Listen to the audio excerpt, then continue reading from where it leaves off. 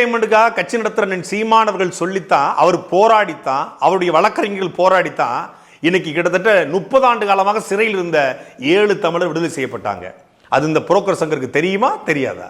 என்டர்டைன்மெண்ட்டுக்காக கட்சி நடத்துறான்னு சொல்றான்ல, அந்த என்டர்டைன்மெண்ட்டுக்காக கட்சி நடத்துறேன்னு சொல்லப்பட அந்த கட்சி தான் 70 ஆண்டு காலமாக தமிழர் என்று பேசிய கட்சிகள் செய்யாததை.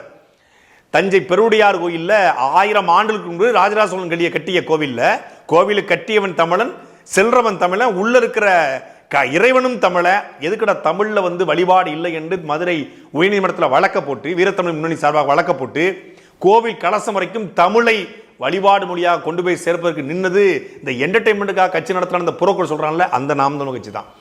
தஞ்சாவூர் பெருவுடையார் கோயில மட்டும் இல்ல, கரூர் பசுபதீஸ்வரர் கோயில்ல, இப்போதைக்கு மருதமலை கோயில்ல, பேரூர் பட்டீஸ்வரன் கோயில்ல, இன்று தொடர்ச்சியாக தமிழ்நாடு முழுக்க, இப்போ திருச்செந்தூர் முருகன் கோவில்ல என்று தமிழ்நாடு முழுக்க தமிழர் கோவில்ல தமிழில் வழிபாடு நடத்த வேண்டும் என்று போராடியது என்டர்டைன்மெண்ட்டுக்காக கட்சி நடத்துறாங்கன்னு சொல்றாங்கல்ல, அந்த கட்சி தான்.